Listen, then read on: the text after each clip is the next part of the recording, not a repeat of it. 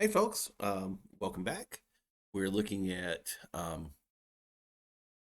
day 18 today. This is on network flow. Let's go ahead and get started. So some definitions that we're going to have to look at today. A directed graph is a graph in which we have edges that are non-commutative. They are one-way edges. So um, we'll draw these in the graph as arrows from a vertex to another vertex. They permit travel from A to B, but not back from B to A. Um, and so we can have a mixture of one-way and two-way edges in the graph, but um, if all of the graphs are one-way edges, then we call this a directed graph. A network is a weighted and directed graph. So not only are the edges directed, but they have a weight in which exactly one vertex has no incoming edges. This is called the source. It produces some kind of service or goods or data or something that flows through a network out from the source. And then exactly one vertex has no outgoing edges. Everything comes into it, and it's called the sink. Um, and the weight of any edge is called its capacity. Let's look at an example here. So here's an example of a network. We have a source that produces goods. We have a network that can transport these goods along these different nodes up to a sink where the goods are finally being consumed. Um, so this is the idea. And along each edge, we have a capacity of how many um, goods or how many units of whatever the source produces can traverse along these nodes over some time unit. Um, a flow in a network assigns to every edge a non-negative value that does not exceed the capacity of the edge. Um, and the requirement is that for every vertex except for the source and the sink, the flow coming in and the flow coming out are equal. So here's the idea. I am flowing units from the source to the sink using these capacities here. At this vertex, for example, inside the network, a total of 4 units are coming in and all 4 units are going out. At this vertex, 4 units are coming in and 4 units are going out, these two. And at this vertex, 3 units are coming in and 3 units are going out. So all of the units are counted for within the network. All the movements are accounted for. And what happens then is that over our time, 7 units are leaving the source and 7 units are arriving at the sink. Everything is accounted for, everything's in balance. That's a valid flow. Okay? So that's what a flow does. This value of this flow is 7. We just calculated that. It's how much flow there is going from the source to the sink. It is not the maximum possible flow for this network. I could take this flow, for example, and improve it by adding 2 more units up here to bring this up to 4. Nope, I couldn't do that. Where can I add 2 more units? I can add 2 more units here, bringing this up to 6, and then sending those 2 units down so this doesn't go over the flow. This doesn't go over the flow.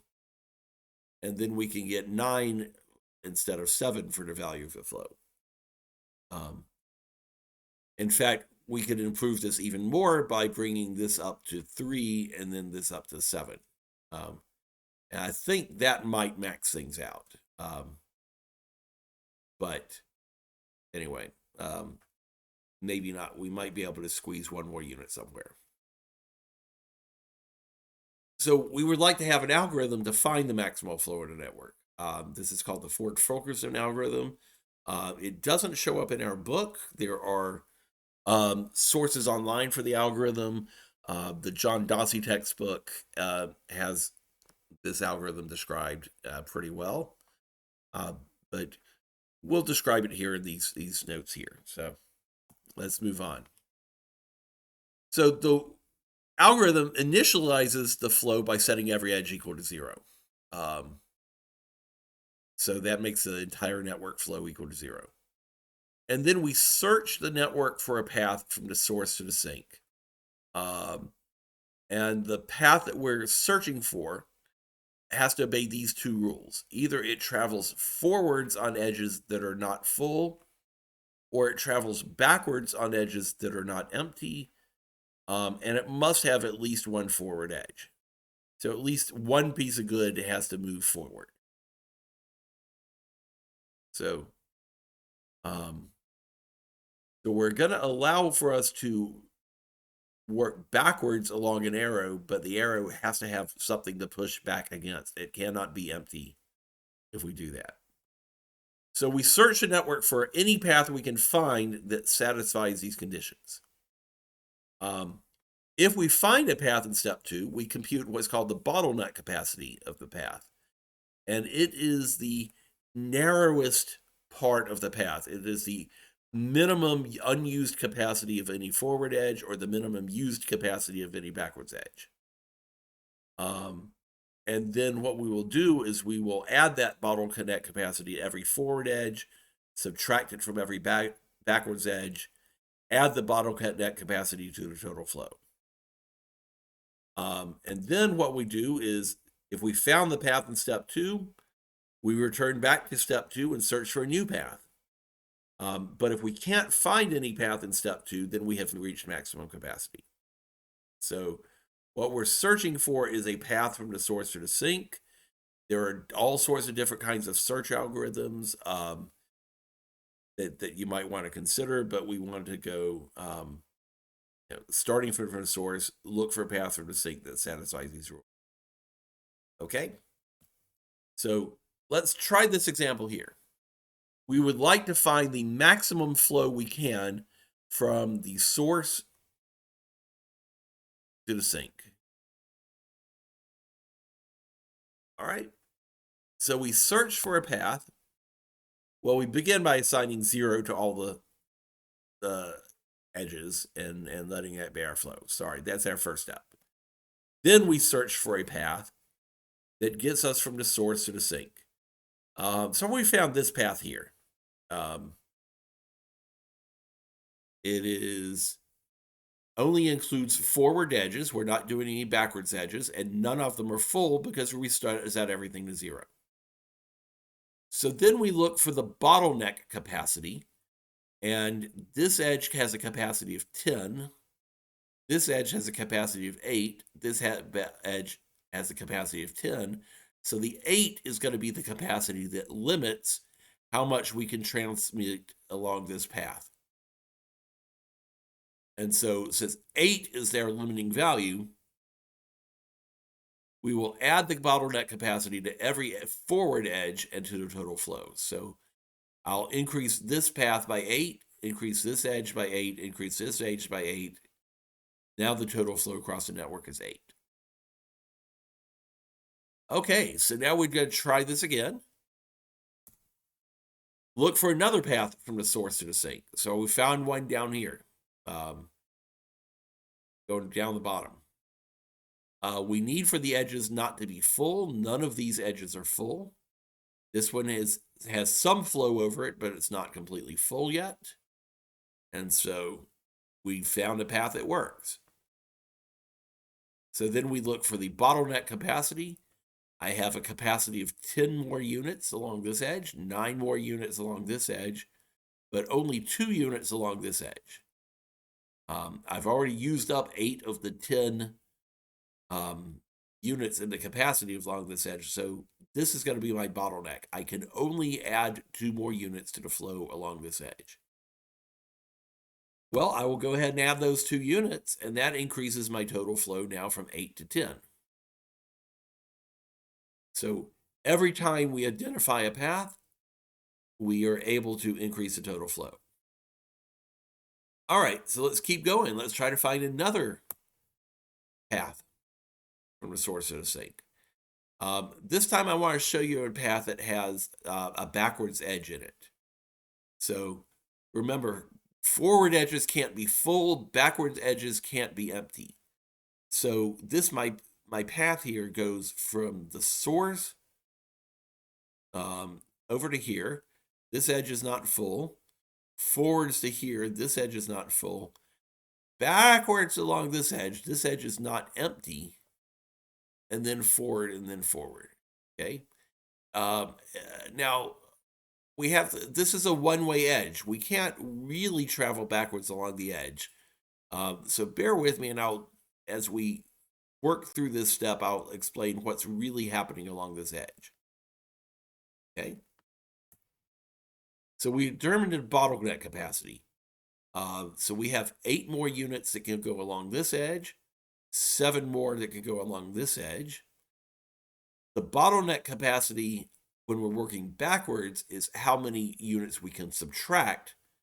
We could subtract 8 units from here, then 4 units along here, and then 10 units along here. All right, so 4 is my bottleneck. That's the smallest of these values. And so what we will do is we will increase the capacity along every forward edge by 4. So we're going to add 4 more units here, 4 more units here. All right. Now, what we're doing, instead of actually going backwards, what we're doing is we're sending a message from this node to this node up here that says, hey, send us 4 fewer items than you're currently sending. So this edge is sending had been sending 8 units forward. It receives a message that says, stop sending so many, only send 4 units forward.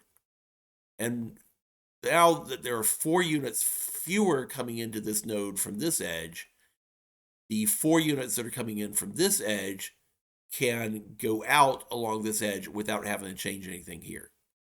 I've increased the capacity by 4 here, decreased the capacity by 4 here. This node remains in balance. But now this unit has 4 units that it's not sending down this path. It has to send them somewhere else. So it sends them along this path here. So this path goes up by 4. This edge goes up by 4. That's what we have here. And the total flow is now 14. Okay. So what we're not really doing, we're not sending 4 units backwards. We're just having 4 units withheld at the start of that arrow and sent along a different path towards the sink. All right. But this works. We add 4 units here. We add 4 units here. We subtract 4 units here. We add 4 units here. We add 4 units here. So, all right, everything worked out okay. So now we're going to look for another path from the source to the sink. I'm combining some steps here now, but if I identify this path here, I can increase this by 2 along this edge, 4 along this edge, 6 along this edge, 6 along this edge. 2 is my bottleneck. So I can add 10 more units there, or 2 more units. I can add 2 more units here, 2 more units here, 2 more units here, and that will increase my total flow to 16, which is what we have on the next slide. So then we search for another path. So here's another path that is not completely full. I can add 4, 3, 4, and 4 along this path, but 3 is my bottleneck. So we're going to add just 3 more here, 3 more here, 3 more here, and 3 more here. So that's going to take this up to 9. This will be now full at 9. This will be 5, and this will be 9. And now we've added 3 more units to total flow. That gets us up to 19. So this is what we see on the next side. Well, we're now at a dead end. We cannot increase the maximum flow any more than this. Starting from the source, this edge is completely full up. So the only choice I have from the source, if I want to increase the flow anymore, is to send one more unit down here. But there's nowhere for that one more unit to go. It can't go forwards along this edge because this edge is full. And it can't go backwards along this edge because this edge is empty. And so we reach a dead end as soon as we get to this node right here. And so we have found the maximum flow for this network. All right, it is 19. Okay. So next time we're going to look at a few more examples of how Ford Fulkerson works. We will talk a little bit more about the cases in which we have to flow backwards instead of forwards, and how we might implement this algorithm in code. All right. Y'all take care. Thanks for coming.